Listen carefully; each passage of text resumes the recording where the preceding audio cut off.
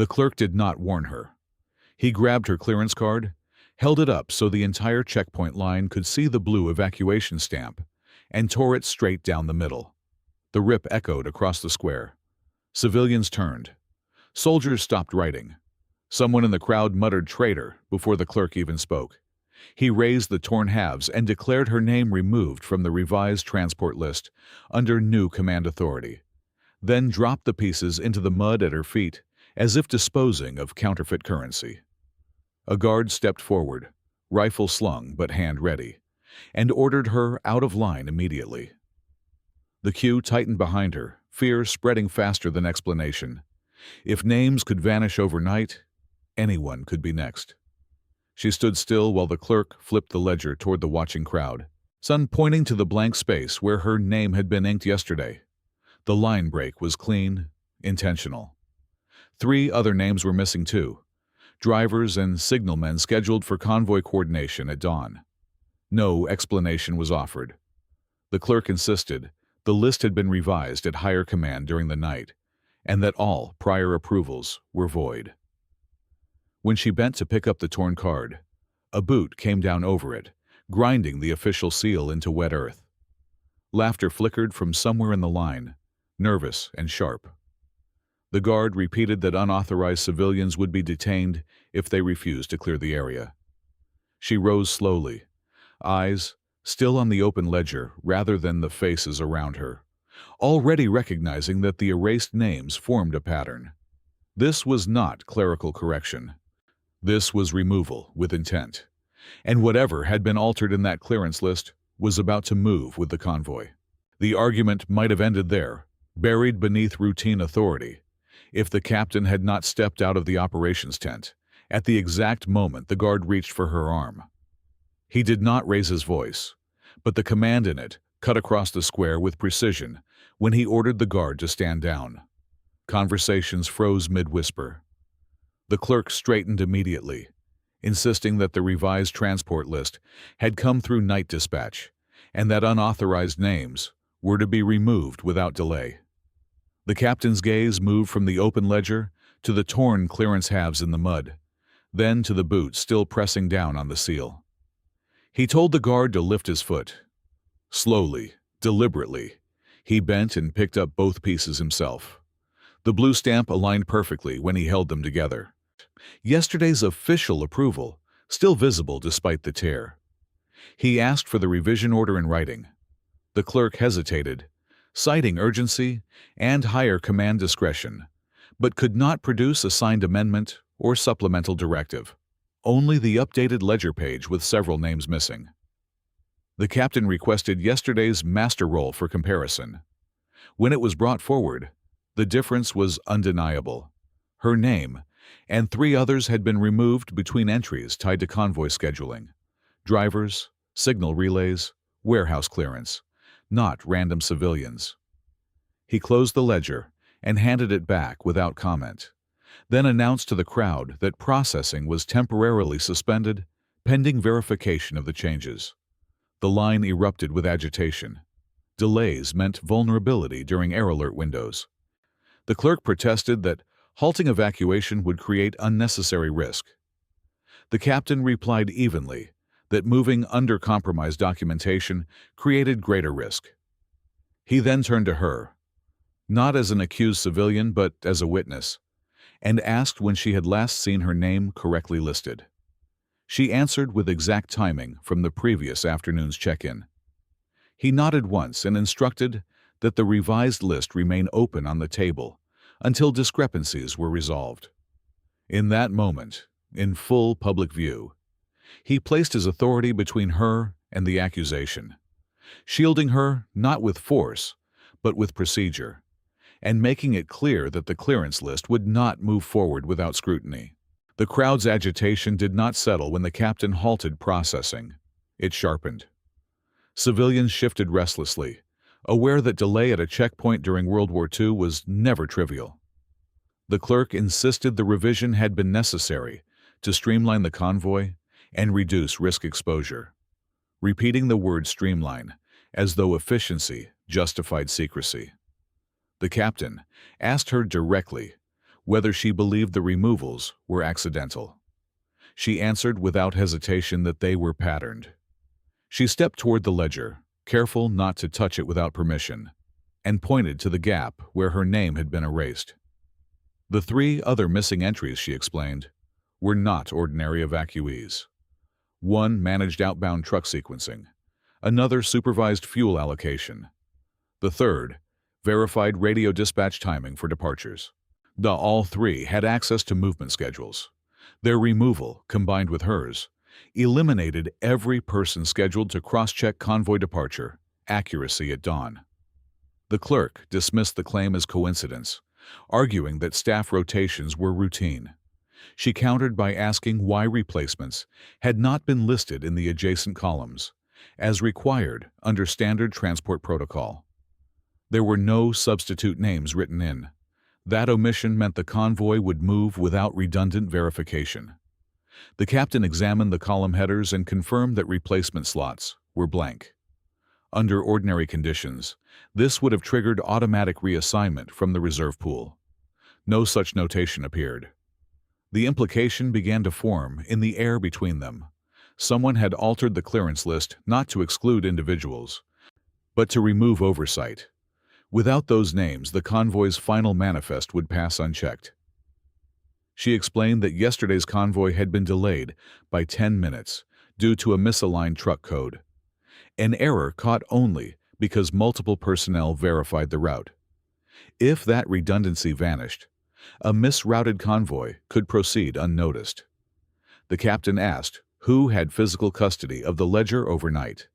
The clerk answered that it remained sealed in the operations tent, accessible only to senior officers. That statement shifted the weight of suspicion upward rather than outward. The crowd, sensing tension beyond bureaucracy, fell quieter. This was no longer about humiliation. It was about whether the convoy schedule itself had been deliberately altered. The realization did not bring clarity. It brought resistance. The clerk stiffened and reminded the captain that accusations of internal tampering during World War II required documented proof, not inference drawn from blank columns. Halting evacuation without authorization could be interpreted as dereliction. The crowd behind them grew louder as the delay stretched, some civilians demanding that the line resume. Others, pressing forward to confirm their own names, remained intact. The captain ordered 2 guards to create distance from the table and prevent the ledger from being touched. He then requested access to the convoy manifest and departure schedule for that morning's movement. The clerk hesitated before signaling a junior officer to retrieve the documents from the tent. When the manifest arrived, the captain compared departure times against the revised clearance list. A discrepancy surfaced immediately. The convoy had been advanced by 15 minutes from its original dispatch window. Under blackout coordination rules, that adjustment placed the trucks on the secondary route at the same hour as a previously reported enemy reconnaissance sweep. The clerk insisted the time change had been authorized to reduce congestion. She countered that reducing congestion was irrelevant if the new timing exposed the column to predictable observation. The captain asked who had authorized both the clearance removals and the time adjustment. The answer was vague. Night Command Review, with no named officer attached. That absence of signature intensified the tension. Suspending the convoy would delay medical shipments and civilian relocation, a decision that would carry consequences if proven unnecessary. Allowing it to proceed could expose it to interception if her pattern analysis was correct. The captain faced a narrowing corridor of options. He could accept the clerk's explanation and move forward under uncertain documentation, or he could risk reprimand by escalating the discrepancy for verification. Around them, engines idled at the ready line. Drivers awaited final dispatch confirmation. Every minute of indecision increased vulnerability. The captain finally ordered radio silence, lifted long enough to confirm whether reconnaissance reports from the secondary route had been updated overnight. The clerk protested again, warning that reopening communication channels without clearance might compromise operational secrecy. The captain responded that compromised secrecy was already the greater threat. The square fell into uneasy stillness as a signal operator ran toward the communications tent. The signal operator returned faster than expected, breath tight, report sheet trembling slightly in his hand. Overnight reconnaissance from the secondary route had not been updated at all. The last confirmed report was 18 hours old, well beyond acceptable operational freshness during WW2 convoy movement. That alone would not prove sabotage, but it deepened the uncertainty surrounding the altered dispatch time. The captain ordered the radio logs from the previous evening brought forward. She watched quietly as the operator laid them across the table, noticing that one transmission line had been marked, acknowledged without a corresponding confirmation code. The clerk dismissed it as routine static interference, yet the timing aligned precisely with when the revised clearance list had supposedly been finalized. She pointed out that the missing names, hers included, were the only personnel scheduled to verify outbound route codes before departure. With them removed and no replacements listed, the altered convoy timing would pass without secondary authentication. The captain compared the manifest to the fuel ledger and saw that one truck assigned to the secondary route carried additional medical crates beyond standard load. If misrouted, that vehicle would be both slow and visible. The pattern was no longer theoretical. It suggested intentional vulnerability engineered through administrative adjustment rather than overt force. The clerk's voice tightened as he insisted that accusations of internal interference required chain-of-command review, not checkpoint theatrics.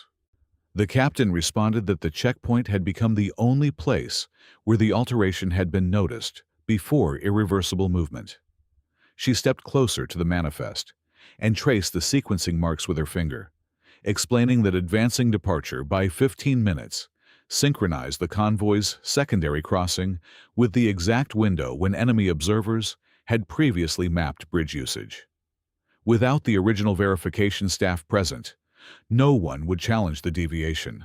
Silence settled over the square. Even the civilians sensed that something larger than paperwork stood exposed.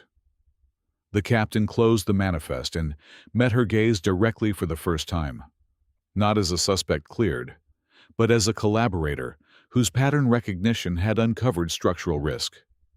Engines continued idling in the background, were ready to roll under flawed orders. If the convoy moved on schedule, it would commit to a route chosen by someone who had carefully removed oversight from the equation. The captain did not wait for headquarters authorization. He ordered the convoy held at idle and converted the checkpoint table into a temporary command post, spreading the clearance ledger, convoy manifest, fuel sheet, and radio log into a single working layout, while assigning guards to prevent interference and instructing the signal operator to stand ready on alternate frequency. He then asked her to explain the entire dispatch chain from intake to departure, not as a defense but as an operational sequence.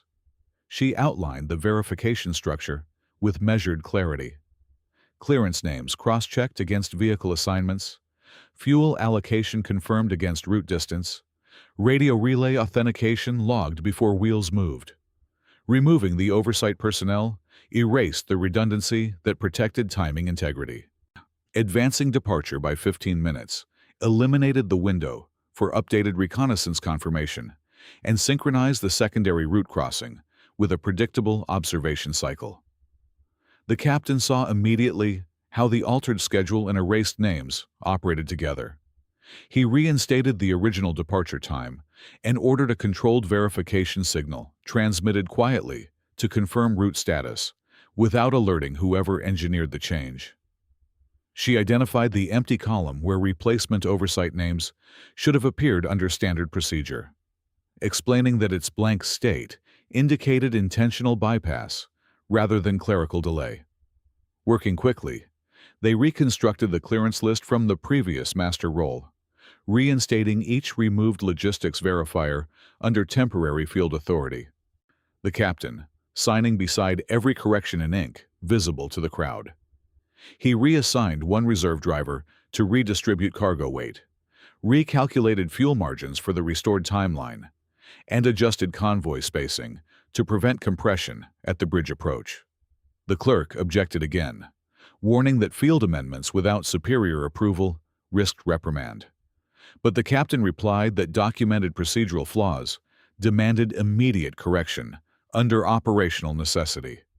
The signal operator returned with updated reconnaissance confirming increased enemy observation along the secondary route during the exact advanced dispatch window. The timing alignment was no longer theoretical. The captain placed the amended manifest back on the table for full visibility, ensuring transparency rather than concealment, and then handed her a reconstructed clearance card bearing his signature beneath the original stamp.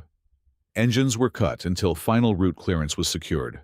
Around them, civilians who had witnessed humiliation now watched a disciplined restructuring of movement authority. What had begun as erasure had become coordinated correction through oversight restored. The convoy would move under verified timing and authenticated personnel, no longer exposed to manipulation hidden inside paperwork. The longer the engines stayed silent, the more unstable the square became. Civilians pressed forward, demanding movement. Drivers stepped down from their trucks to question the delay, and the clerk repeated loudly that the convoy had already missed its revised dispatch slot. The captain ignored the agitation and ordered the amended clearance list read aloud so every reinstated name could be heard publicly. When her name was spoken again, the reaction rippled across the crowd. Not applause, but disbelief that a torn document could be restored within the same hour. He then announced the original departure window reinstated and instructed convoy leaders to adjust spacing according to the corrected sequence. This public reversal carried risk. If reconnaissance had been misinterpreted, or if the sabotage theory proved flawed, the delay itself could expose the entire column to attack. The signal operator relayed the final route verification across controlled frequency, confirming the secondary bridge sweep had intensified precisely during the 15-minute window the altered schedule would have entered it. The captain ordered the convoy staggered instead of compressed, increasing distance between vehicles to reduce observational clustering. She moved along the first truck line, verifying cargo seals and ensuring that the medical vehicle previously overburdened had redistributed weight properly. The clerk stood rigid at the checkpoint table, aware that the entire chain of command would soon scrutinize the field correction. Drivers climbed back into position as the engines restarted under restored timing. The square remained silent now, not chaotic, but watchful. When the first vehicle rolled forward under the amended list, it did so under documented oversight rather than silent adjustment. The convoy exited the checkpoint in disciplined formation, maintaining recalculated intervals designed to disrupt predictable tracking patterns. The captain remained at the gate until the last truck cleared the line, ensuring no further unauthorized amendments could be inserted.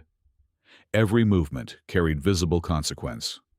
The decision to halt and rewrite had exposed internal manipulation, but it also placed the captain's authority on record. If the convoy returned safely, the risk would be justified. If it failed, the responsibility would trace directly to the public suspension he had ordered. The square slowly emptied as civilians processed what had unfolded. Humiliation transformed into structured intervention, and a convoy moving not under erased oversight, but under restored verification. The confirmation did not arrive with celebration. It arrived as coded brevity over the field, set 2 hours after departure. The first reconnaissance relay reported that enemy observers had indeed increased surveillance near the secondary bridge during the exact 15-minute window the altered schedule would have entered it. A follow-up message confirmed that a transport column had been spotted along the alternate route at that time, one not belonging to their convoy. The implication was immediate. Had the original revision remained unchallenged, the convoy would have intersected that surveillance window directly. Instead, under restored timing and staggered spacing, the column passed through the corridor after the observation sweep had shifted focus downstream. The medical truck cleared the bridge without delay. The fuel margins remained within recalculated tolerance. No interception attempt was recorded. The signal operator logged the reports formally and placed them beside the amended clearance ledger for documentation. The captain read the confirmation twice before closing the file. Around the checkpoint square, word traveled quickly from returning couriers that the route had remained intact and that supply delivery at the receiving depot had proceeded without incident. The tension that had held the square rigid earlier began to release in measured increments rather than cheers. This was not a battlefield spectacle, but a procedural victory, one measured in absence of loss rather than visible triumph.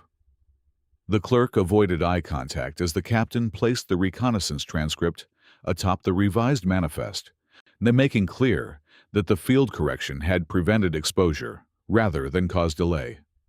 The engines that had idled uncertainly now echoed only in memory. The convoy was already beyond immediate risk. Civilians who had watched her humiliation hours earlier now stood within sight of the very ledger that recorded the corrected timing. The captain issued a brief, written report summarizing the discrepancy, the reinstated oversight personnel, and the confirmed surveillance alignment. There was no mention of blame yet, only documented outcome. What had begun as torn paperwork had concluded as a verified operational success, grounded in pattern recognition and disciplined intervention. By late afternoon, the checkpoint square no longer carried the sharp edge of confrontation that had defined the morning. The convoy had reported safe arrival at the receiving depot, the staggered spacing credited with preventing visual clustering during transit. The captain ordered the amended clearance ledger placed openly on the checkpoint table once more, this time not for scrutiny, but for record. Civilians gathered again, not out of fear, but curiosity. The clerk stood beside the table, silent, as the captain read a brief operational summary aloud. Departure time restored, oversight personnel reinstated, route verification confirmed, interception avoided. He did not dramatize the outcome. He simply documented it. Then, he turned the ledger toward the crowd and pointed to the corrected column where her name now appeared in clear ink beneath his signature. The torn halves of her earlier clearance card had been replaced with a newly stamped document bearing both the original authorization and the added field validation. He handed it to her without ceremony, but with visible acknowledgement. No applause followed, only a steady quiet that felt heavier than noise. The same civilians who had watched her erased from the list now saw her recorded within it, not as a suspect, but as part of the oversight that had protected the convoy. The captain instructed that all clearance revisions moving forward require written amendment with named authorization, ending the practice of silent removal. As dusk approached, the square resumed routine processing under restored procedure. She stepped aside from the table, clearance secured, no longer needing defense. The humiliation that began the morning had dissolved into documented correction, and the convoy that might have been exposed moved safely because someone noticed a pattern others overlooked. If this story moved you, take a moment to reflect on what truly protects a nation in wartime. Not only weapons or walls, but careful oversight, steady leadership, and the courage to question what does not align. Please like, subscribe, and share if you value dignified World War II stories where integrity matters more than spectacle. Let me know in the comments. Should the captain have waited for higher command, or acted immediately as he did?